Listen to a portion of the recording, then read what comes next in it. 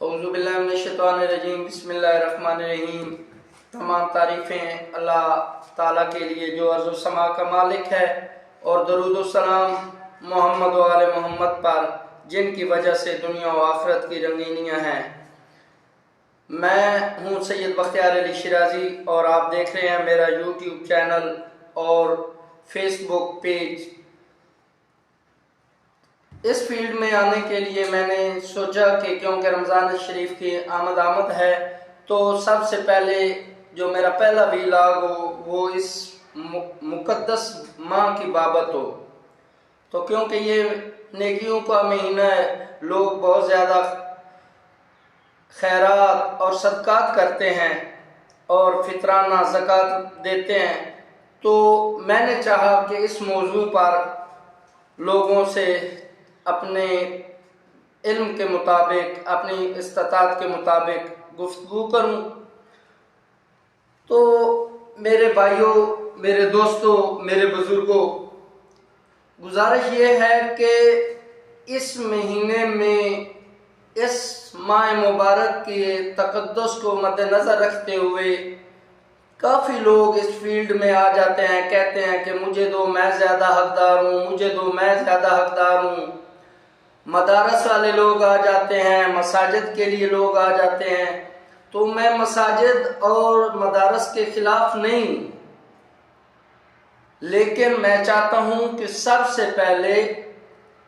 سب سے زیادہ جو حقدار ہیں مساجد اور مدارس سے زیادہ، وہ سب سے زیادہ حقدار ہیں آپ کے بہن بھائی، آپ کے خونی رشتہ دار،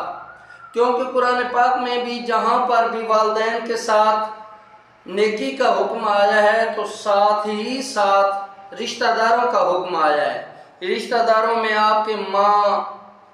ماں ہے، آپ کے والد صاحب ہیں، آپ کے بھائی ہیں، آپ کی بہنیں ہیں، آپ کے پھپھو زاد ہیں، چاچا زاد ہیں، ماموں زاد ہیں، خالہ زاد ہیں۔ تو یہ لوگ جو ہیں، ان لوگوں کو آپ لوگ بہت زیادہ قریب سے جانتے ہوتے ہیں۔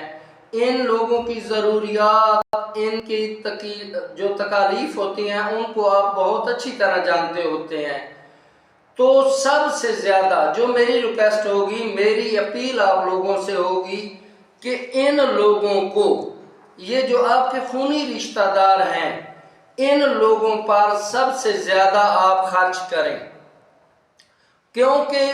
بعض اوقات یہ لوگ آپ سے مانگ نہیں سکتے۔ ان لوگوں کے سامنے آپ کے خاندانی مسائل آ جاتے ہیں، تو آپ کسی بھی طریقے سے، کیونکہ آپ نے خدا کی رضا لینی ہے، وہ اللہ اور اس کے رسول کی رضا حاصل کرنی ہے، تو اس کے لیے آپ کو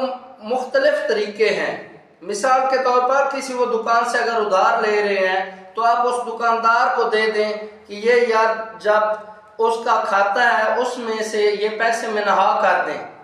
اس کے علاوہ کہیں سے اگر وہ کپڑے ادھار لیتے ہیں تو وہاں پر دکاندار کو آپ دے سکتے ہیں، کہہ سکتے ہیں کہ یار جب وہ آدمی آئے تو اس کو یہ کپڑے وغیرہ دے دینے ہیں، لیکن ان سے آپ نے پیسے وغیرہ وصول نہیں کرنے۔ اسی طرح آپ ان لوگوں کی خدا اور اللہ کے رسول کی جو خوشنودی ہے حاصل کرنے کے لیے آپ ان لوگوں کی مختلف طریقوں سے مدد کر سکتے ہیں۔ تو میری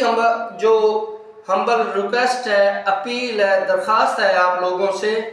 وہ یہ ہے کہ لوگوں پر خرچ کرنے سے بہتر ہے اگر آپ لوگوں پر کروڑہا روپے خرچ کر دیتے ہیں، آپ ان لوگوں کو کروڑوں روپے دے دیتے ہیں کہ یہ آپ لے لو، یہ آپ لے لو، لیکن اگر آپ کا بھائی، آپ کا والد، آپ کی ماں، آپ کی ہمشیرہ